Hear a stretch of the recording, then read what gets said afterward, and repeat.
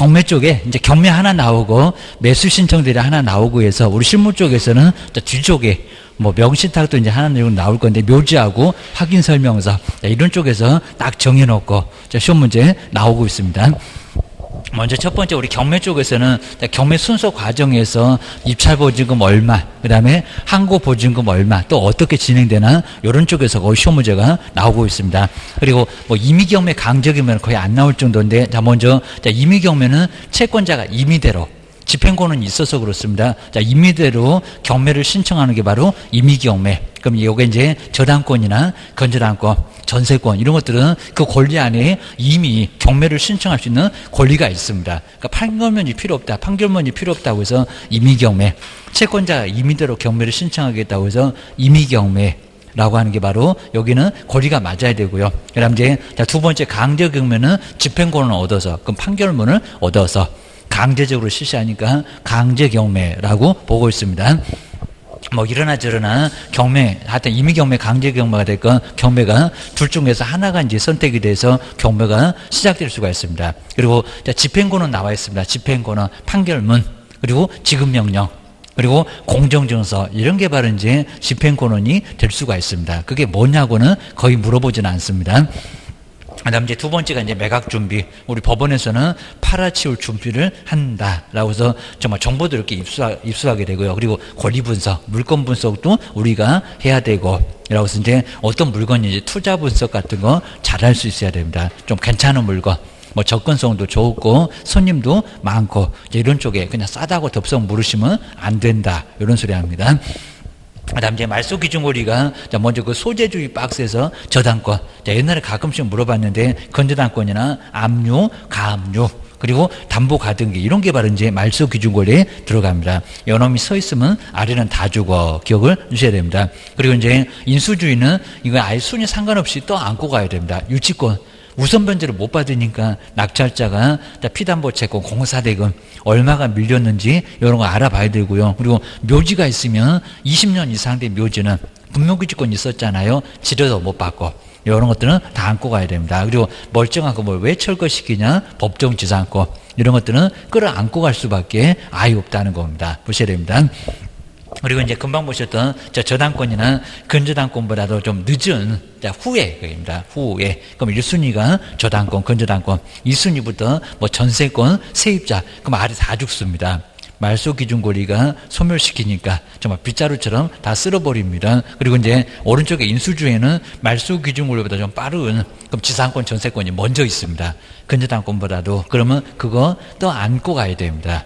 이래서 이제 문제가 된다.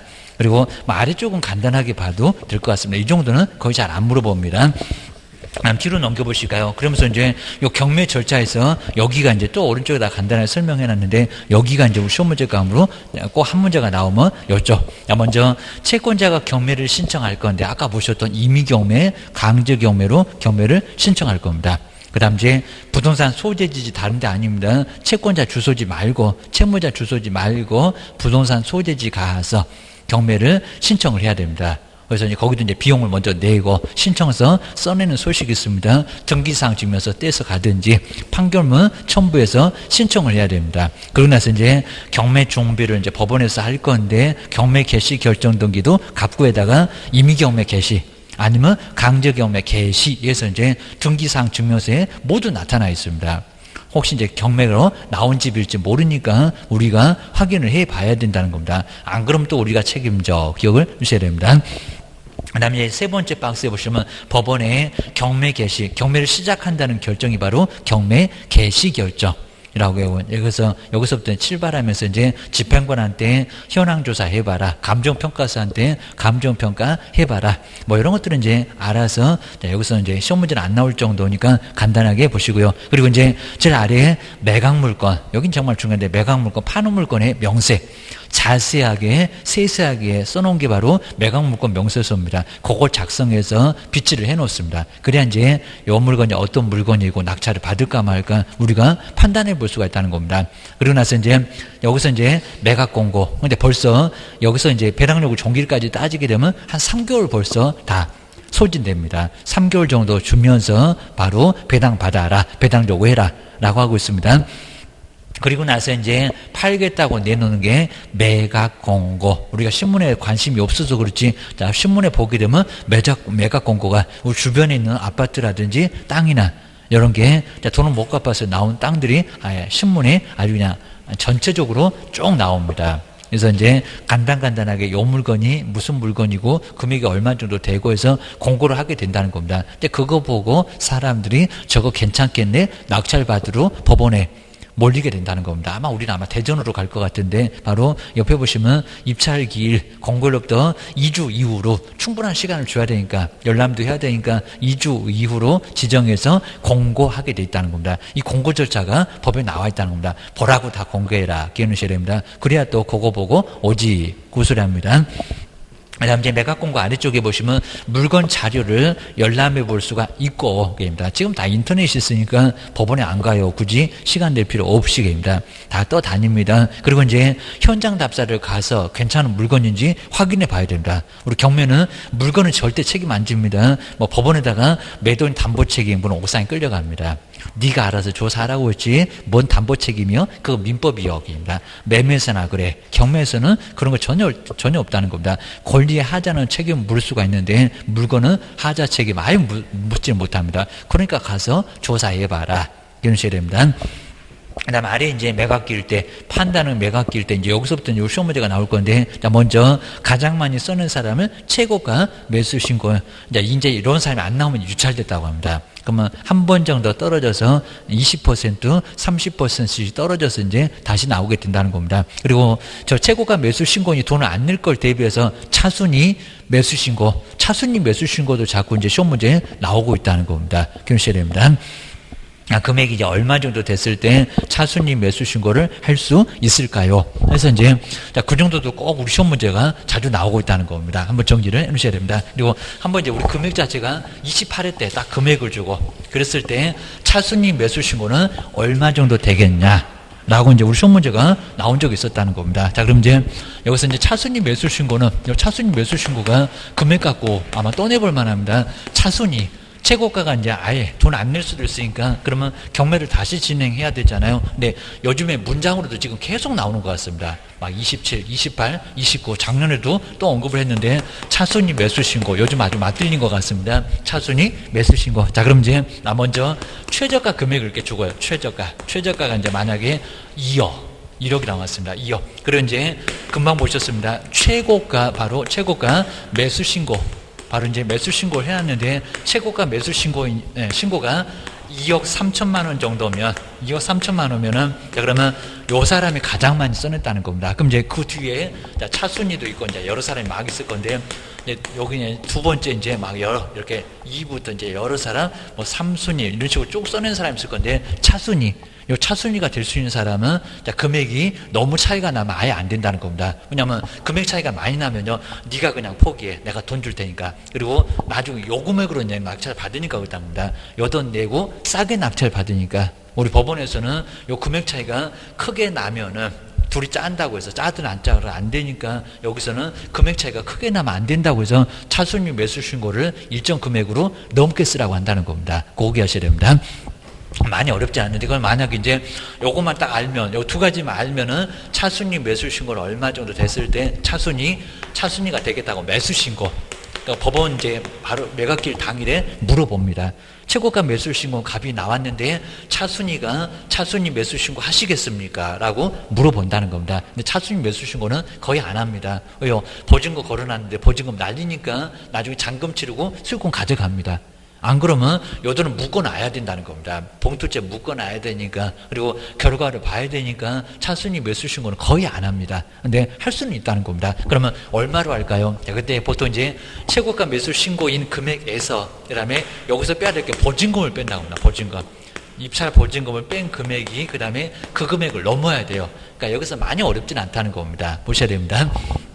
자, 그러면 이제 최저가가 이제 여기는 2억이니까, 자, 2억이니까 얼마가 보증금입니까? 자, 2억이면 10%예요. 그러니까 여기다 2,300이라고 하면 안 된다고 합니다. 여기는 얼마? 그죠? 2,000입니다. 그러면 요 입찰 보증금 얼마? 2천만 원을 뺀 금액입니다. 그러니까 계산 자체가 어렵지 않을 거라고 합니다. 그럼 얼마라고요? 2억? 자, 2억 1천만 원입니다. 근데 꼭 조심하시게 2억 1천만 원을 초과를 해야 됩니다. 초과. 2억 1천만 원까지 안 됩니다. 그래서 이제 차수익 매수신 거는 2억 그리고 1천만 원 이거 빼면 금방 간단하죠. 2억 1천만 원을 요걸 초과를 해야 됩니다. 초과. 그러면 2억 1천만 원까지는 차수익 매수 신고를 못하고 뭐 2억 2천이나 2억 1,500이나 2억 1,100이나 이런 식으로 좀이라도 넘어야 된다는 겁니다. 그러니까 예상은 좀 많이 어렵겠죠. 근데 얼마 정도 최고가가 쓸 것 같다. 내가 차순위가 되려면 금액이 좀 너무 간격이 좀 벌어지면 아예 그냥 여기서 신고를 못하게 하니까 얼마 정도 써내야 차순위라도 될 수 있다. 그래서 요 사람이 이제 돈 안 내게 되면 보증금 몰수당할 건데, 그러면 요 사람이 요거 이제 막 써냈던 사람, 한 1억 1천, 그죠? 여기서 1,100만 원 이 정도 써냈던 사람이 요 금액으로 낙찰받을 수가 있다는 겁니다. 그거 기억을 하셔야 됩니다. 그러니까 차순위 매수신고 가끔씩은 할 때도 있다는 겁니다. 기억하셔야 됩니다. 자, 그러면 이제 여기도 이제 한번 다른 금액으로 해보면 이제 여기도 이제 어렵진 않을 건데, 그럼 만약에 최저가, 요 최저가가 이제 만약에 여기는 3억이었다라고 했을 때입니다. 그리고 이제 나서 최고가 이렇게 이제 두 개 이제 줍니다. 최고가 매수, 그 다음에 신고, 매수 신고를 만약에 3억 5천으로 했다라고 했을 때입니다. 3억 5천. 이렇게 3억 5천으로 하게 되면은, 그러면 요 사람 최고가 1등인데 두 번째 된다는 차순위 매수 신고를 하려면 금액이 얼마 정도 돼야 됩니까? 꼭 뒤에 넘었다 이런 수가 나와야 됩니다. 지금 이제 초과를 또 넘는 이렇게 표현합니다. 그러면 얼마가 돼야 그러면서 이제 1번부터 5번까지 금액이 쫙 나왔었다는 겁니다. 그런 문제가 28회 때 나왔었습니다. 정말 아주 가장 최근에 나온 적이 있었다는 겁니다. 한번 기억하셔야 됩니다. 그러면 이제 이건 어떻게 계산할 건가요? 이제 최저가, 이제 보증금을 빼라, 보증금. 요 최고가 매수 신고 금액에서 보증금을 빼라. 입찰 보증금을 빼라. 입찰 보증금 간단하잖아요. 얼마? 3천. 그러니까 입찰 보증금 동그라미 하나만 더 떼면은 여기 입찰 보증금입니다. 입찰할 때 돈을 가지고 가라고. 우리 계약금처럼. 우리 3억도 3천만 원 계약금 준비하잖아요. 여기도 어차피 계약할 거니까, 법원하고 계약할 거니까 돈 가지고 와. 요 소리 합니다. 그럼 요거 얼마라고요? 3천. 자, 그러면 금방 금액 나오잖아요. 여기입니다. 그럼 얼마라고요? 3억. 근데 3억 2천만 원 안 됩니다. 3억 2천만 원 뭐 하라고요? 넘으라고. 또 초과. 넘어야 됩니다. 넘어야 된다. 그래서 이제 최소한 3억 2천을 넘게 써야. 그래야 나중에 안 짜지. 자, 금액 짜지. 그럼 둘이 가가지고요. 네가 3억 5천 써. 나는 3억 쓸 테니까. 요것도 허락하게 되면 요거 포기를 해버리고요. 그냥 3천만 원 여기서는 그죠? 3천만 원 날아가도 여기서 더 못해준다는 겁니다. 내가 4천 줄게. 내가 4천 줄 테니까 그러면 1,000만 원 더 이득이 생기잖아요. 그러니까 둘이 이렇게 짠다는 겁니다. 자, 이런 일이 생기니까 바로 차순위 매수 신고 금액은 여기서 최고가 매수 신고 금액에서 입찰 보증금 뺀 금액을 이렇게 넘게 그러면 요 금액이 좀 촘촘하다는 겁니다. 그러니까 이때는 함부로 여기는 포기를 못할 거예요. 라고 기억을 주셔야 됩니다. 그렇게 해서 이제 바로 요 차수익 매수 신고 두 번째가 되려면 바로 보증금을 뺀 금액을 넘어야 바로 차수익 매수 신고가 가능하다는 겁니다. 그래서 이제 법원에서도 이제 요 금액이 아예 크게 차이가 나면 요거 물어보지도 않습니다. 최고가 누굽니다. 그래서 배당 끝. 하고 봉투째 찾아가세요 라고 해서 완전히 다 끝낸다는 겁니다. 근데 금액이 좀 비슷비슷하고 그러면 차수익 매수 신고 하시겠습니까? 라고 물어봅니다. 물어볼 수 있다는 겁니다. 그리고 이제 요 금액에 해당되는 사람이 좀 여러 명 나왔다는 겁니다. 이렇게 여러 명 나오면은 이 중에서 하는 사람도 있고 안 하는 사람도 있고 이런 식으로 또 뭐 2명 나오면 또 다른 방법으로 다 결정도 하고 해서 여기는 꼭 한 사람만 나오는 거 아니라는 겁니다. 꼭 그 다음 사람 그런 게 아니라 요 금액을 넘어간 사람이 몇 명 있으면 그 중에서 할 사람 안 한 사람 여기도 이제 안 한 사람이 보통 많으니까 제가 할게요. 그럼 나머지 사람 안 하면 봉투째 찾아가고 이런 식으로 가능하다는 겁니다. 요게 이제 차순위 매수 신고 요즘 계속 물어보고 있다는 겁니다. 문장으로도 물어볼 수 있을 거고 금액 주고 또 얼마가 차순위 매수 신고 되냐고 이런 거 계속 물어볼 수 있다는 겁니다. 기억하셔야 됩니다. 차순위 매수 신고가 의외로 좀 중요하기는 해요. 법원 절차 중에서도 필요한 부분이 좀 있긴 있다는 겁니다. 우리가 뭐 경매대행 하니까 되나 안 되나 라고 이런 것들을 알고 계셔야 됩니다. 자, 그래서 이제 차순위 매수 신고까지 한번 쭉 보셨고요. 그 다음 이제 그 아래 거기도 나오죠. 최고가 만약에 입찰 신고인이 2명 이상이면 다시 또 써내라고 합니다. 자, 이런 식으로 이제 하는 것도 이제 그런 것까지 아직 안 물어봤는데 차순위 매수 신고 어떻게 해? 이런 것들은 자꾸 물어보고 있다는 겁니다. 그러다 이제 낙찰이 되면은 아래 보실까요? 낙찰을, 매각을 결정하는 기일을 매각 결정 기일. 요거 이제 7일 이내입니다. 우리 작년도 시험 문제가 농지 취득 자격증명은 언제 받나요? 이런 것들도 시험 문제가 나왔었다는 겁니다. 근데 언제 받을까요? 매각 기일 때 아니겠죠. 낙찰 받을 건지 안 받을 건지 모르는데 거기서 농지 취득 자격증명을 가지고 가냐고 그입니다. 그래서 언제라고요? 요 매각 결정 기일 때입니다. 매각 결정 기일까지 한 7일 정도 기간이 있으니까 농지증 4일 만에 나오잖아요. 그래서 요 매각 결정 기일까지 농지면 농지 취득 자격증명을 얻어와야 된다는 겁니다. 안 그러면 뭐가 날아가요? 보증금 날아가요. 몇 천만 원이 날아갈 수 있다는 겁니다. 그래서 이제 그 매각 결정 기일 그 옆에다가 농지증 이렇게 꼭 써놓으시면 좋을 것 같습니다. 또 물어볼 수 있을 것 같아요. 기억하셔야 됩니다. 그 다음에 이제 거의 대부분은 경매 절차가 문제가 없지 않는 이상은 보통 매각 허가 결정 납니다. 불허가. 그게 아니라 허가 결정 나오고요. 그리고 입찰 보증금 찾아오시려고 하면은 나중에 법원에서 조사가 잘못됐을 때, 물건 말고 권리조사가 잘못됐을 때는 불허가 신청도 할 수가 있다는 겁니다. 그래야 돈을 안 날려. 기억하셔야 됩니다. 그것도 신청을 해야지 신청을 안 하면 법원에서는 안 내줘요. 라고 기억을 하셔야 됩니다. 그리고 이제 그 아래 이제 잔금 내라고. 아까 10%만 냈잖아요. 그럼 나머지 돈 빼보면 나올 겁니다. 잔금 내라. 그래서 대금 납부입니다. 나머지 잔금 납부. 우리도 계약금, 중도금, 잔금 이렇게 치르잖아요. 나머지 돈 내. 여기 바로 이제 1개월 이내에 저기 옆에 박스 나오죠. 1개월 이내에 이제 기간을 정해서 바로 잔금 내라. 그럼 이제 뭐 내면요? 저 대금 납부로 소유권 취득합니다. 예전에 정말 시험 문제 많이 냈었습니다. 언제 소유권을 취득하냐고. 등기가 아니라고. 여기는 법률 규정이니까 대금만 납부하면 187조잖아요. 대금만 납부하면 소유권 취득해. 그러니 절차적으로 소유권 이전 등기 신청하고, 그 다음에 건물 안 넘겨주면은 가스통만 붙들고 있으면 나중에 세입자한테 바로 인도명령을 신청할 수가 있다는 겁니다. 꼭 기억을 하셔야 됩니다. 요 순서 과정에서 정말 자주 물어보고요. 그리고 저기 경매 실시 매각길 여기서 많이 냈었고, 그다음에 그 낙찰 매각 결정 기일 때 농지 취득 자격증은 필요하고, 그리고 그 매각 결정이 불만 있으면 여기서도 항고를 할 수는 있다는 겁니다. 항고할 때는 항고 보증금 내야 돼. 요 정도만 정리를 해놓으시면 웬만한 문제는 다 거기서 내고 있습니다. 그럼 이제 오른쪽에 131페이지에 중요한 부분들, 특히 이제 동그라미 1번에서 배당요구 종기일, 저기 첫 번째 끝에 있네요. 배당요구 종기일이 3개월 정도 되는데 거기서 배당요구를 해야 된다는 겁니다. 우리가 경매를 안내를 해줘야 되니까 여기서 3개월을 놓치면 아예 배당 못 받습니다. 조심해라. 그게입니다. 그 다음 이제 매각을 법원에서 준비하면서 집행관한테 물건 보고와, 그래서 이제 여기가 현황조사 보고서 같은 게 나오고요. 그리고 감정평가사한테 수수료 주면서 전문관 한번 감정해봐봐. 얼마 정도 되는지. 이런 게 바로 감정평가가 이루어진다는 겁니다. 그래서 이제 팔겠다는 매각 실시.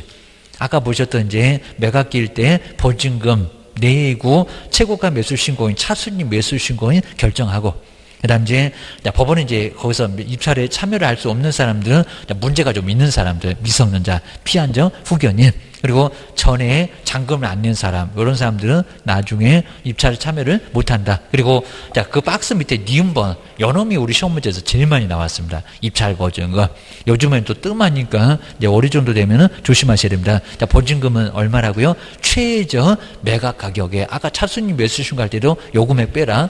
최저 매각 가격 얼마라고요? 10분의 1. 요 10분의 1이라는 게 10%. 3억이면 3천, 2억이면 2천. 1억이면 1,000만 원 준비를 해서 가지고 가라는 겁니다. 그게 또 5만 원으로 찾으시면 안 되고, 사과박스나 또 마련해야 되니까, 그입니다. 수표로 바로 발행해서 가셔야 됩니다. 그 다음에 세매각기 일개입니다. 그러면 유찰됐다. 아까 보셨을 때 이제 금액이 안 나왔다. 그러면 요걸 유찰이라고 하는데, 세매각, 새로운 매각이 진행됩니다. 그러면서 이제 저감률 좀 떨어뜨립니다. 20%에서 30%. 이런 식으로 막 떨어진다는 겁니다. 그러니까 이제 1억짜리가 8천, 8천이 또 6,400, 6,400이 5,100만 원 이러면서 한 3번만 떨어지면 반토막이 된다는 겁니다. 근데 30%씩 막 떨어지면, 우리 대전은 30%씩 떨어집니다. 100%가 70%, 한 번 더 떨어지면 49%가 됩니다. 이 정도로 2번 만에 반토막 밑으로 아예 곤두박질 친다는 겁니다. 경매가 정말 무섭다. 일단 여기 채무자는 안중에도 없다. 이 소리입니다. 그리고 뒤로 넘겨보실까요? 그리고 이제 1번에 재매각은 잔금을 안 냈을 때. 아예 다릅니다. 세매각은 신고가 없었을 때고, 그 다음 잔금은, 여기서 재매각은 잔금을 안 냈을 때. 그러면 신고는 있었다는 겁니다. 그 후에 잔금 안 냈다. 그럼 보증금도 몰수당하고, 그러면 다시 재매각. 근데 신고가 한번 나왔으니까 여기는 저감료를 적용하지 않는다고 합니다. 우리 시험 문제도 그건 자세히 내본 적은 아예 없다. 여기는 많이는 쓸 건 없습니다. 미음번에 공적 우선 매수는 이제 너무 기본적인데 공유물. 그러면 갑이라는 사람, 을이라는 사람, 병이라는 사람, 세 사람이 A라는 땅을 공유로, 그럼 그 물건이 경매로 나오면 갑의 물건이 나오게 되면 을이나 병이 우선해서 매수하겠다고 우선 매수를 신청을 할 수 있다는 겁니다. 새로운 사람 들어온 것보다는 기존의 사람들이 소유권 가져가는 게 낫다. 법원에서는 그렇게 보고 있다는 겁니다. 그리고 요즘 이제 우선 매수는 한 번에만 가능합니다. 옛날에 막 여러 번도 됐는데 지금은 한 번만. 이런 것들만 정리를 해놓으시면 될 것 같습니다. 그리고 이제 네 번째 정말 차순위 나왔네요. 차순위 매수 신고. 자, 특히 이제 님번입니다. 최고가 매수 신고 금액에서 뭐를 빼라고요? 보증금을 뺀 금액이 이상이 아닙니다. 넘는. 그게 초과라는 의미입니다. 넘어야 돼. 입니다. 많이 금액이 촘촘해야지 금액이 차이가 나면 니네 둘이 짤 거요. 작은 안 작은 모르겠다. 안 돼. 라고 차순위 매수 신고도 상당히 까탈스럽다는 겁니다. 최고가 다음에 차순위 기억을 주셔야 됩니다. 그 다음에 항고. 항고 보증금도 이미 시험 문제 내봤습니다. 5번. 그리고 뒤로 볼까요? 여기다 최저가 그러면 안 됩니다. 그렇게 내봤습니다. 항고 보증금은 이미 낙찰이 나왔습니다. 그러면 그 낙찰 금액에다가 그 사람에 대한 불만이니까 여기는 많이 부담된다는 겁니다. 매각 대금이 얼마? 10%. 그럼 최저가가 2억인데 2억 5천원 낙찰됐다. 2,500을 항고 보증금으로 걸어야 돼요. 나중에 이유 없으면 그 보증금 전액이나 일부를 몰수당한다는 겁니다. 함부로 항고하지 말아라. 항고가 이제 불만이 있다. 라고 법원에다가 맞짱 뜨는 겁니다. 어디 버리장머리 없이 하면서 나중에 문제가 된다는 겁니다. 그래서 함부로 덤비지 말어. 그 소리 합니다. 그 다음 이제 6번째 잔금 내라. 요 매각대금 납부로 뭐를 취득한다? 소유권을 취득한다. 라고 소유권 이전 등기가 아니다. 동그라미 2인번에 나왔네. 그죠? 저런 것들은 꼭 시험 문제가 저렇게 나온다는 겁니다. 권리를 등기로. 그게 아니라 여긴 잔금 납부로 취득해. 186조는 일반 매매여. 경매에서는 잔금 납부로 취득합니다. 그리고 7번째 배당순위. 자, 배당순위는 가끔씩 나옵니다. 정말 아주 영순위, 집행비용 가장 먼저. 그 다음에 이제 비용상환 청구권, 우리 민법 등에서도 많이 배울 겁니다. 그래서 세입자 등이 쓴 필요비라든지 유익비, 그런 거 비용상환은 가장 먼저 챙겨준다는 겁니다. 가장 빠르게 기억하셔야 됩니다. 그 다음에 1순위가 이제 최우선 변제금, 아까 소액보증금, 주택이 됐건 상가가 됐건 1억 1천, 그리고 아까 6,500에 2,200. 이런 금액이 바로 이제 여기는 소액보증금 중에서 가장 먼저 국세보다 더 빨라. 그 다음에 임금, 3개월분의 임금. 자, 지금 아이 식구들도 다 굶고 있잖아요. 그 다음에 3년간 퇴직금, 그리고 아파서 누워있으니까 재보상금. 이런 것들은 가장 먼저 챙겨준다는 겁니다. 사장님이, 사장님 집이 경매로 나왔다. 그럼 종업원들은 이런 신청을 빨리 해야 된다는 겁니다. 배당률 종결까지 안 하면 없어. 라고 기억을 하셔야 됩니다. 그 다음에, 자, 2순위가 이제 국세 중에서는 여기 옆에 보시면 상속세, 증여세, 이걸 당해세라고 합니다. 그리고 재산 재평가세라든지 종합부동산세, 이런 게 바로 이제 당해세. 당해세가 아닌 것들은 밀려 기억하셔야 됩니다. 그 다음 이제 아래 3순위가 담보물권, 그 다음에 확정일자 있는 임차권보다도 자, 국세, 납기 등이 바로 앞서 있는 당해세 외, 당해세 외입니다. 여기는 양도소득세, 취득세, 요런 게 이제 들어갑니다. 부가가치세. 요게 1번에 3순위에 들어갑니다. 그러니까 아까 위에 보셨던 상속세, 증여세, 재산세, 종합부동산세, 요건 다 은행도 제끼고 먼저인데, 근데 당해세 외에는 먼저가 아니라는 겁니다. 은행이 빠른가 아니면 양도소득세가 빠른가, 그 빠른 거에 따라서 배당받을 수가 있습니다. 그 다음 이제 4순위 담보물권, 여기는 위에 3순위에다 같이 집어놔도 되는데, 그리고 똑같은 문장이 거의 나온 것 같고요. 그 다음에 아래 이제 5순위라고 돼 있는 놈이 이제 4순위.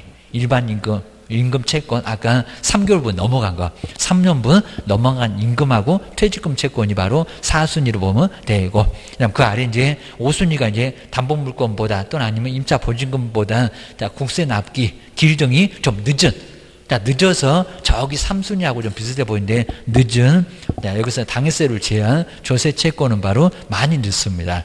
그 다음 이제 6순위 정도가 바로 건강보험료, 연금보험료, 공단에서는 받기가 어렵습니다. 마지막에 이제 일반 채권이라고 정리를 해주시면 될 것 같습니다. 그리고 이제 건물을 안 넘겨주면 인도명령, 요 인도명령을 신청을 할 수 있다는 겁니다. 근데 6개월 이내에 해야 됩니다. 6개월이 지나면 이제 명도소송 가야 됩니다. 명도소송 가면 아주 정말 골치 아파진다는 겁니다. 빨리 해라, 인도명령. 그리고 사정 봐주면 절대 안 됩니다. 봐주면 6개월 넘어가면 이제 안 나간다고 난리를 칩니다. 명도 소송 가면은 상당히 또 시간이 많이 걸린다는 겁니다. 돈도 엄청 깨지고. 자, 이러니까 6개월 이내 어떻게든 인도명령 신청해서 빨리 내보내야 된다는 겁니다. 안 그러면 엄청 골치 아파. 그리고 이제 5번째는 이제 지금은 저건 2002년도입니다. 지금 아예 그냥 시험 문제 가면서 안 나올 정도니까 예전에 민사집행법이 바뀌어서 그거 이제 구민사집행법이라고 하는데 지금은 많이 달라졌어. 그리고 아까 설명했던 쪽에 다 들어가 있으니까 요건 정말 안 봐도 됩니다. 뒤로 한번 넘겨보실까요? 왼쪽에 134페이지도 아예 정말 한 개도 안 봐도 됩니다. 거기는 문제감은 아니요 라고 기억해 놓으셔야 됩니다. 그 다음 이제 135페이지에서 공매는 아예 뭐 문제감은 거의 안 치다시피 하는데 비업무용, 은행에서 가지고 있는 게 바로 업무용이 아닌 부동산이 바로 비업무용 부동산 공매. 대출해주고 대출해서금이 안 돼서 가지고 있는 게 바로 비업무용 부동산 공매입니다. 이건 안전해. 그리고 권리 분석도 할 필요가 없이다. 인수 책임을 모두 다 은행이나 자산관리공사에서 져준대요. 그 정도만 정리를 해 놓으시고요. 근데 압류부동산 공매는 정말 위험합니다. 여러분 경매나 다름없다는 겁니다. 세금을 안 내서 나온 게 바로 압류부동산 공매. 공매 물건은 따로 찾아보면 저기 자산공사, 자산관리공사, 온비드에 가면 나온다는 겁니다. 경매 쪽에 많이 관심 있다 보니까 공매는 많이 관심이 좀 없습니다. 그리고 인터넷으로 입찰하니까 안 가도 된다는 겁니다. 그게 바로 이제 약간 공매는 다르다 라고 기억하시고요. 하여튼 압류부동산 공매는 권리 분석도 내가 보증금 내는 것도 여기도 특혜가 없습니다. 그래서 압류부동산 공매 권리 분석이 어려워. 여기도 위험하니까 조심해서 자신 있었을 때나 압류부동산 공매 낙찰 받으세요 라고 기억하셔야 됩니다. 근데 좋은 물건은 세금을 안 내서 나온 거니까 여기는 그래도 좋은 물건이 좀 많이 있습니다. 경매는 아예 그냥 다 죽은 상가가 나오다 보니까 상가 잘못 낙찰받으면 좀 아주 소상집 된다는 상가가 되니까 조심하라고 했습니다. 그 다음 이제 세 번째로 내려와도 되고 이제 세 번째는 매수 신청 대리. 여기 이제 시험 문제가 하나가 반드시 나옵니다. 그럼 등록은 어디다가? 그리고 보증 설정은 언제? 그리고 개업 공인주사가 나갈 때 어떻게 나가야 되냐고, 소속이 경매 등을 할 수 있냐고, 이런 거 위주로 정리해 놓으시면 될 것 같습니다. 보수도 거의 잘 안 나오고 뒤에 등록 주소 이런 건 아예 안 나오고 그입니다. 먼저 특히 이제 동그라미 1번에 매수 신청대 행위가 아닌 것은 이렇게는 많이 물어봤다는 겁니다. 요거 첫 번째 1번에 있는 그 업무 범위는 우리가 업무 범위가 뭔지는 알고 계셔야 됩니다. 요게 이제 돈 받는, 요게 바로 행위 보셔야 됩니다. 7개가 있습니다. 먼저 첫 번째 기업번은 저 매수 신청의 보증의 제공이라는 게 입찰 보증금을 내는 것을 저렇게 어렵게 표현해놨습니다. 매수 신청 보증의 바로 제공. 요게 입찰 보증금 납부. 법원에 가셔갖고 경매 대행하실 때 보증금을 내고 입찰표 써서 내셔야 됩니다. 보증금 납부라는 소리가 매수 신청 보증의 제공. 두 번째가 이제 입찰표 작성. 이런 것들을 하게 되면 기본적으로 한 50만 원씩은 받을 수가 있다는 겁니다. 작성비 그리고 제출. 그 다음에 아래 이제 금방 보셨던 차순위가 이렇게 자꾸 나오죠. 차순위 매수 신고도 가능하고, 최고가가 안 됐으면 차순위 매수 신고하고 와라.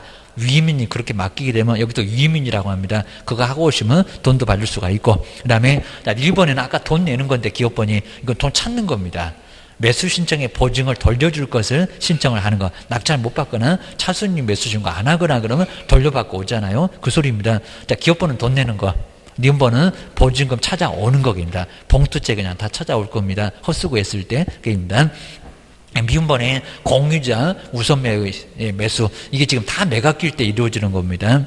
그 전이나 후는 안 돼. 그 소리입니다. 그리고 임대주택만 바로 임대주택은 우선 매수 신고가 되고 일반 주택은 우선 매수는 안 된다는 겁니다.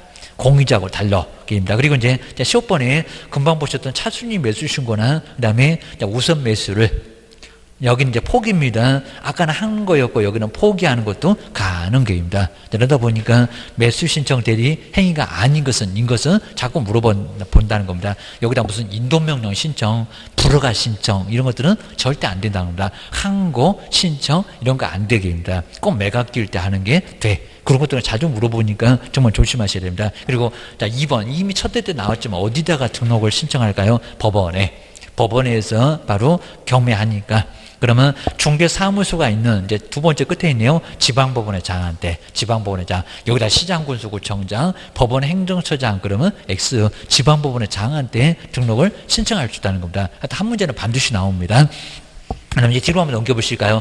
그리고 이제 등록 요건은 부칙이 된다 안 된다. 경매를 몰라. 그겁니다. 자, 부칙은 정말 안 되고 개업공인사하고 법인하고 그다음에 공인중개사인 개업공인사가 된다. 라고 한번 정리를 해 놓으시고요. 그리고 여기 교육 이미 또 먼저 받아야 됩니다. 그리고 보증 설정도 여기를 먼저 해야 됩니다. 그리고 이제 4번에서 뭐 서류는 아예 내본 적이 아예 없을 정도인데 자격증. 그러니까 불칙이 안 된다. 이렇습니다. 법인은 법인 등기사항 증명서. 자, 그리고 이제 아래 보시면 중개사무소 등록증. 먼저 중개업을 해야 이제 가능하니까 등록증, 그리고 실무교육, 시간도 약간 다른데, 그리고 여기 요건용 사진이 2매입니다. 앞쪽은 1매인데, 여기 2매. 그 다음에 F번 꼭 조심할 게 등록 신청할 때 보증 설정을 먼저 해야 됩니다. 그럼 중개업하고 정말 다릅니다. 그래서 이런 소리가 이미 기출문제로 나왔었다는 겁니다. 매수 신청 대리는 보증 설정할 필요가 없다가 아니라 먼저 보증 설정해야 됩니다. 서류도 내야 그래야 등록증 받아. 라고 하셔야 됩니다. 중개업은 통지받고 나서 보증 설정했는데 여기는 먼저 보증 설정을 해야 된다는 겁니다. 금액은 똑같아. 기억을 주셔야 됩니다. F번 꼭 한번 밑줄 한번 잘 주셔야 됩니다. 보증 제공. 먼저 등록 신청하기 전에 먼저 보증 설정해라. 이 소리입니다. 수수료는 아직 안 물어봤고요. 공인중개사는 얼마? 2만 원. 법인은 얼마? 3만 원. 합이 그냥 5만 원 생각을 해놓으시면 될 것 같습니다. 그리고 정지 아닙니다. 이거 국가니까 중앙이니까 인지. 뭐 다른 시험에서는 정말 심하게 내봤습니다. 여기다 정지다 그러면 X. 정지는 시공구입니다. 인지 옆에다가 정지 X 한번 써놓으셔야 됩니다. 답이 안 보이네. 그러면 말장난하고 있네. 이럴 수가 있습니다. 그리고 5번에 여기 결격사는 아예 뭐 낼만한 내용들 자체가 아예 아닌데, 그래서 이제 등록이 취소되면 3년이 경과되지 않으면 여기도 등록 신청은 못한다. 그리고 이번에 이제 경매하고 관련된 범죄가 있었으면 2년 이내는 등록 신청이 안 된다는 겁니다. 그러니까 막 경매장에 가서 소란 피우면 안 되고 나가라고 하면 나가야 되는데 안 나가고 이러면 나중에 형벌을 받을 수가 있다는 겁니다. 그러면 매수 신청들이 못 한다. 그 소리 합니다. 맨날 상습적으로 사고 치니까 요 소리 합니다. 그 다음 이제 미분까지 쭉 한번 봐주시고요. 그 다음 이제 6번째 실무교육은 많이 내봤습니다. 오른쪽에 누가 지정을 하냐고. 거긴 지방법원의 장이 아닙니다. 매수 신청 대리는 여기는 법원 행정처장, 그냥 시도지사 그래도 안 됩니다. 누가 법원 행정처장이 지정하는 교육기관에서 뭐 협회 가서 받아라 그러긴 할 건데 법원 행정처장 거기 정말 밑줄 그어져 있는데 연험도 시험 문제가 나왔어. 정말 최근에는 거의 안 나봤는데 정말 저렇게 17회 등에서는 이미 나온 적이 있었다는 겁니다. 그리고 교육 시간은 우리 중교하고 다릅니다. 여기는 얼마라고요? 32, 48에 32. 그리고 뭐 토요일까지는 안 하긴 하는데 58에 40, 금요일까지입니다. 그리고 토요일은 반공일이니까 반틈만 해갖고 44가 나오긴 나옵니다. 교육받다가 죽을 사자 2개 겹쳐서 교육받다가 죽는다 해서 44라고 했습니다. 44 기억하셔야 됩니다.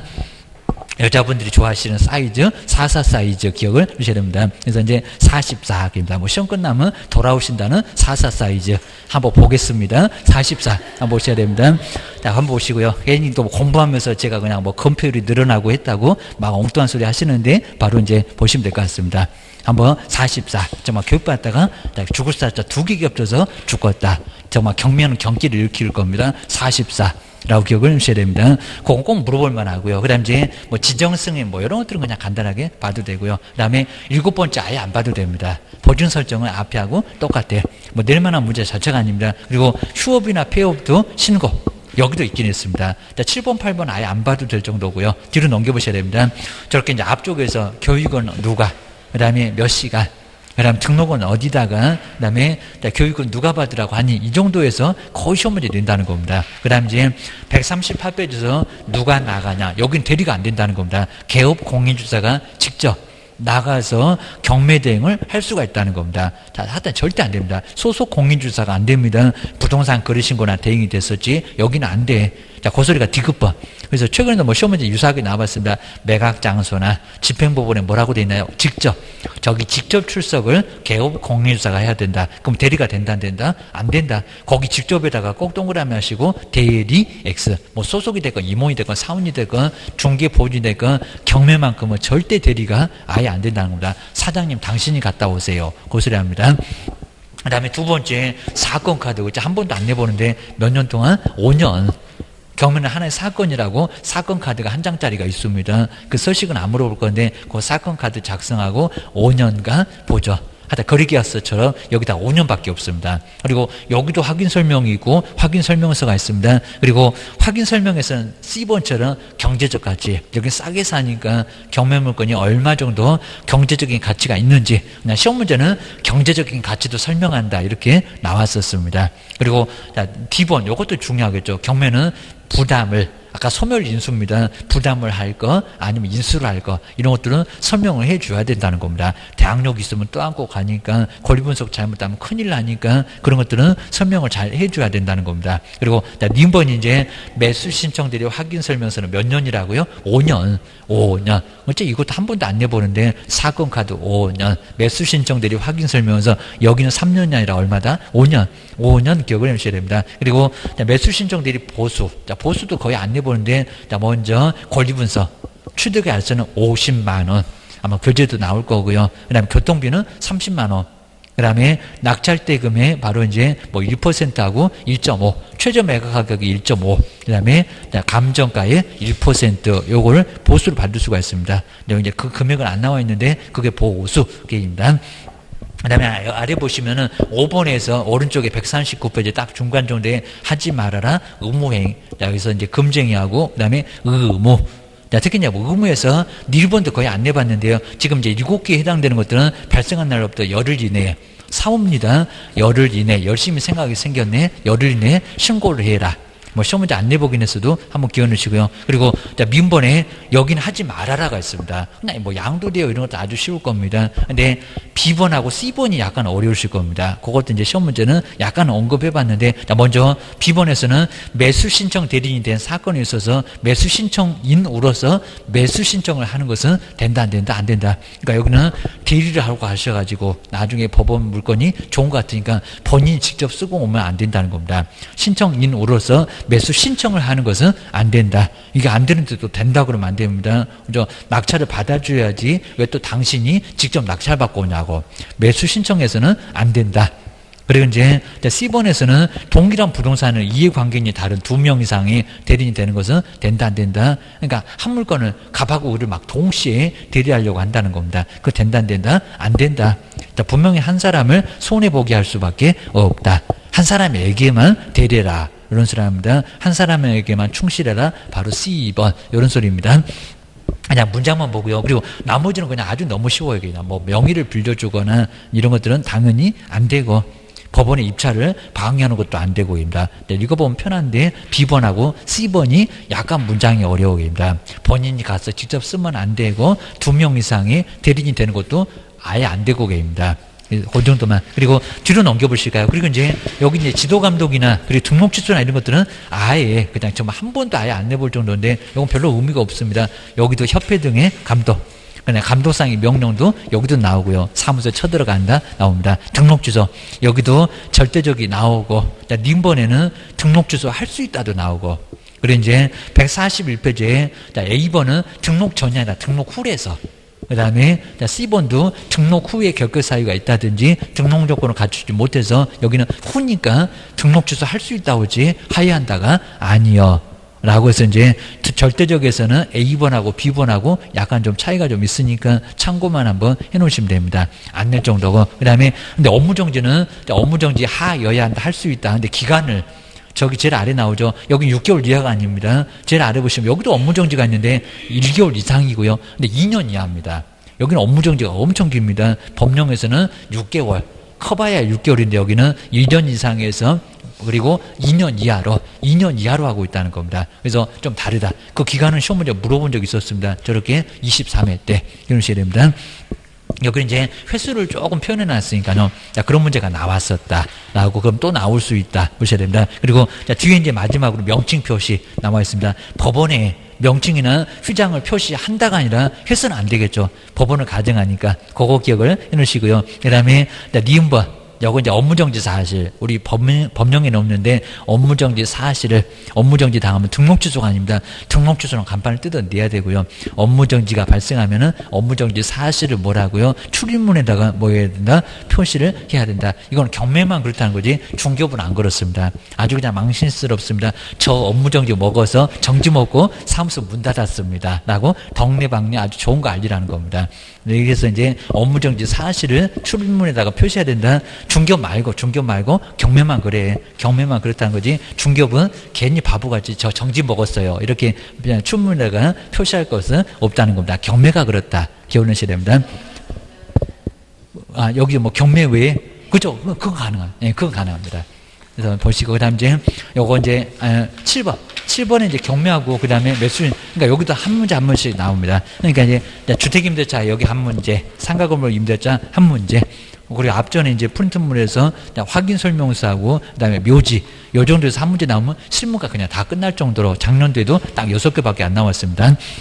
먼저 경매 신청에서는 아까 보셨던 임의경매, 채권자가 임의대로, 그건 뭐 구분해서 안 물어보니까, 그리고 저당권 등이면 임의대로 경매를 신청하니까 임의경매 두 가지밖에 없습니다. 그리고 강제경매는 판결문 얻어서, 집행권은 얻어서 강제적으로 경매를 신청하니까 바로는 경매 신청이 안 된다고 해서 이걸 강제경매라고 합니다. 뭐 이러나 저러나 경매 신청은 두 가지 방법으로 된다더라 생각을 해주시면 됩니다. 그리고 배당률 종기를 3개월씩이나 주고, 그리고 권리자가 채권 신고하고 채무자한테 돈 갚으라고 일단은 통보를 하고, 뭐 이런 것들은 이제 간단하게 안 물어보니까 참고만 해놓으시고요. 그리고 이제 물건 조사하고 이제 공고, 현황 조사, 감정, 여기는 집행관한테 감정평가사에게 감정을 의뢰하고, 그리고 다 보라고 매각 물건 명세서 작성해서 비치하고, 그다음에 팔아치우는 날 매각일, 그다음에 낙찰자를 결정하는 날 매각 결정일, 아까 농지증 얻어라 매각 결정일까지입니다. 지정해서 매각 공고를 다 신문 등에 단다는 겁니다. 이런 절차로 물건을 팔 거요. 관심 있으면 모이세요. 이런 소리입니다. 그 다음에 우리 시험 문제가 그 매각기일 때 입찰표, 그리고 정말 이제 중요하다는 게, 요놈의 시험 문제 제일 많이 나왔죠. 입찰 보증금, 돈도 준비를 못하냐? 그럽니다. 그러면 내가 써낸 금액 신고가에다가 10%일까요? 아니면 최저 매각 가격의 10%일까요? 뭐라고요? 최저 매각 가격. 아까 법이 바뀌었다네. 그전에는 내가 써낸 금액이 10%였다는 겁니다. 안 그래, 지금은 최저 매각 가격의 10% 금액을 먼저 알고 간다는 겁니다. 그래서 최저 매각 가격의 10%, 차순위 매수 신고할 때 요 금액 빼라. 최고가 매수 신고 금액에서, 그러면 차순위가 매수 신고할 수 있다. 그리고 그 아래 이제 최고가, 그리고 차순위 매수 신고인데, 근데 매수인이 없으면, 매수 신고가 없으면 무슨 매각을 실시를 한다고요? 그죠? 세매각입니다. 세매각. 신고의 시호자, 발음도 비슷하다. 세매각입니다. 그리고 재매각은 잔금 안 냈을 때, 잔금의 지읒자, 재매각의 지읒자 해가지고 발음이 좀 비슷해. 옛날에는 많이 냈었다는 겁니다. 그리고 이제 매각 결정일, 낙찰자를 결정하는 날이 바로 매각 결정, 매각 허부입니다. 다 허락이 나요. 부정한다는 부는 아예 거의 없고입니다. 낙찰자 결정하는데 작년도 나왔다는 농지는 농지 취득 자격증명을 매각길이 아니라, 그리고 여기 이제 늦으면 저 항고할 때 뭐 잔금 낼 때 그럼 큰일 납니다. 매각 결정기일 때 바로 농지 취득 자격증은 빨랑 잽싸게 얻어와야 됩니다. 안 그러면 보증금 날아가. 기억을 해주셔야 됩니다. 그리고 항고에서 항고 보증금도 이미 시험 문제 많이 났다는 겁니다. 최저가가 맞을까요? 낙찰 대금이 맞을까요? 최저가 말고 뭐라고요? 낙찰 대금. 낙찰자에 대한 불만이니까 낙찰 대금에다가 10%라는 겁니다. 그럼 많이 부담돼. 저거 항고 보증금 잘못하면 몰수당합니다. 함부로 맞짱 뜨지 말아라. 어디 버리장물 없이 판사님한테 맞짱 뜨님 해가지고 낙찰 대금의 10%를 걸게 한다는 겁니다. 채무자는 전액을 몰수하고요. 채무자 외에는 이자를 다 몰수합니다. 그래서 일부만 주긴 주는데, 하여튼 채무자는 전액을 다 몰수할 수가 있습니다. 이유가 없으면. 그 다음에 잔금 납부로 소유권 취득, 그리고 배당 실시하는데 2주 만에 얘기입니다. 그리고 이제 소유권 이전인데 저 잔금 납부로 정말 소유권 취득한다. 그다음 취득세 등을 내고 소유권을 가져가고, 그리고 가스통 붙들고 있으면 바로 잔금 납부한 후에 6개월, 경감은 명도 소송을 가야 되니까 6개월 이내에 인도명령을 잽싸게 신청하시라는 겁니다. 그래야 세입자 내보낼 수 있어. 저 매각 낄 때 돈, 항고 보증금의 돈, 그리고 요즘 자주 맞들렸다는 차순위 매수 신고, 이런 것들은 꼭 눈여보셔야 된다. 경매가 하나가 나온다. 기억을 해주셔야 됩니다. 그 다음 이제 뒤쪽에 배당순위, 아까 이제 우리 교재에서 봤었던 거 정말 거들옵니다. 그 다음 이제 3순위에서 당해세 외, 자, 그것도 이제 하나 더 있으면 좋은데, 그래서 아까 보셨던 거 그대로. 그 다음 이제 8번째가 이제 매수 신청 대리인데, 자, 배당순위도 옛날에는 조금 가끔씩 냈었습니다. 정말 많이 오르면은 기억니은 디귿 해놓고 순서적으로 빠른 것부터 늦는 순으로 찾아봐. 이런 문제도 옛날에 좀 냈었다는 겁니다. 요즘은 아예 그냥 배당순위 안 내는데도 조심은 하셔야 됩니다. 그 다음에 8번째 매수 신청 대리, 경매대행, 뭐 이런 것도 한 문제는 반드시 나옵니다. 먼저 매수 신청 대리는 누구한테 등록을 신청을 할까요? 자, 이건 임시험은 이거죠. 지방법원의 장일까요? 시공구는 아예 아닐 거고 법원 행정처 장일까요? 자, 앞에 있는 지방법원의 장입니다. 이미 뭐 기출문제 나왔고 또 나올 수 있고, 그리고 보증 설정 꼭 조심하셔야 됩니다. 매수 신청 대리는 등록 신청 전에 할까요? 아니면 업무 개시 전에 할까요? 그죠? 여긴 등록 신청 전이 많습니다. 여기는 먼저 해야 돼요. 아까 서류가 있었습니다. 여기는 먼저지 업무 개시 전 이러면 안 된다는 겁니다. 그건 중개업이요. 경매는 달라. 기억하셔야 됩니다. 그리고 설정 금액은 똑같아요. 주된 사무소 2억, 분사무소 1억, 공인중개사 부칙은 아예 안 되니까 공인중개사인 개업은 1억. 그래서 부칙은 아예 경매 못하고 게임입니다. 그 다음에 실무교육에서는 누가 지정하는 교육기관에서 이미 여기도 시험 문제 냈었다는 겁니다. 지방법원 아니고 누구? 법원 행정처장. 법원 안에 있는 행정처의 장이 교육받아라. 그것을 합니다. 등록만 지방법원의 장, 그입니다. 여기는 법원 행정처 장이 지정합니다. 그거 조심하시고. 그 다음에 두 번째, 실무교육 이수하는데 경매는 누가 이수할까요? 자, 뒤에 있는 임원사원 아닙니다. 누구요? 대표자. 대표자만 실무교육 이수합니다. 왜냐하면 직접 출석을 대표자만 하라고 해서 임원사원은 아예 없습니다. 중개법하고 달라. 저 보증 설정 시기하고 교육이 많이 다르다는 겁니다. 조심하시죠. 그 다음에 이제 확인 설명서 경제적인 가치도, 아까 부담 인수도 설명을 해야 된다. 그 다음에 이제 두 번째, 2번 보실까요? 정말 이런 거 꼭 내볼 만한데, 매수 신청 대리 확인 설명서, 그리고 사건 카드 몇 년씩 보존한다고요? 5년입니다. 여긴 좀 확인 설명서가 3년이 아니라 5년이랍니다. 기억하셔야 됩니다. 그 다음에 아까 이제 수수료, 거기 자세히 안 나왔는데, 권리분석은 50만원, 추대갈선도 50만원. 근데 만약에 3개를 넘어가면은 한 개당 얼마씩이요? 5만원씩 추가할 수 있다는 겁니다. 그럼 거기 보실까요? 5개를 권리분석했으면 가로에다가 아직 안 내봤는데 얼마를 청구할까요? 여기도 초과 보수면 문제가 됩니다. 얼마가 될까요? 5개니까. 70이 아니라 85가 아니라 한 개 넘어갔을 때 5만 원이니까 그러면 5개. 이거 완전 아니요. 3개까지는 50이고, 그래서 하셨구나. 3개까지는 50입니다. 한 개도 50, 두 개도 50, 3개도 50. 3개까지가 50, 3개까지 50. 예, 맞아요. 3개까지는 50이고, 그러면 2개를 더했죠.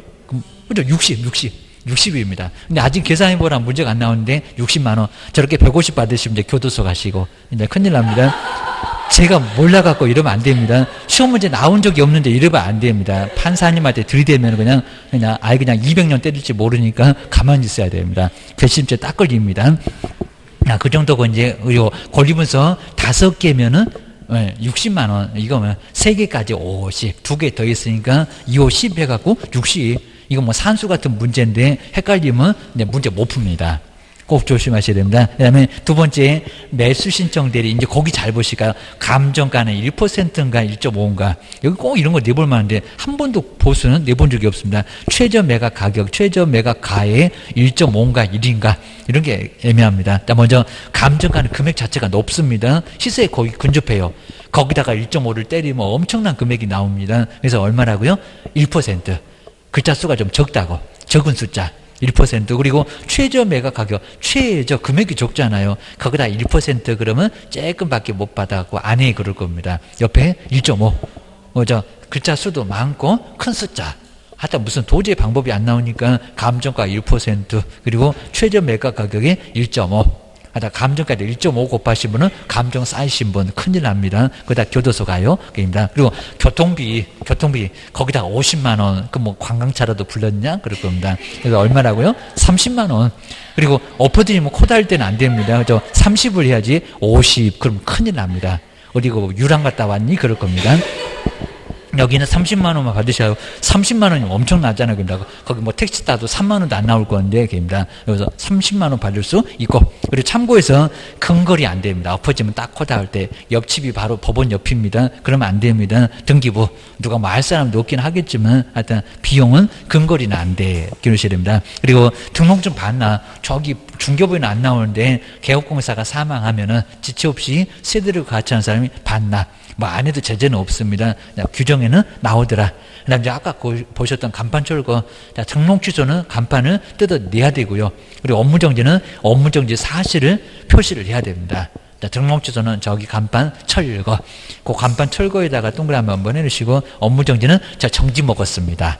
아주 그냥 망신스럽게 정지 먹었습니다라고 사실을 출입문에다가 아주 떳떳하게 표기를 하셔야 됩니다. 아주 그냥 멍멍망신입니다. 이 정도 해놓으시고 이제 보시고, 그 다음 이제 다음 주, 벌써 이제 이렇게 이론이 거의 다 끝나버렸고, 이제 문제, 문제가 정말 문제인데, 문제 남았습니다. 그래서 요거 상당히 좀 어려워하시긴 할 건데, 문제 풀이로 이제 바로 가시면서 한번, 그리고 같이 한번 또 풀어보고 이제 정리도 마무리 한번 해봐야 될 것 같습니다. 그래서 여러분 좀 풀어보시면서, 다른 과목도 이제 많이 좀 결부가 좀 될 건데, 한번 요거 이제 풀어보시면서 다음 주에 수업해 보겠습니다. 고생 많으셨습니다. 다음 주에 뵙겠습니다. 예.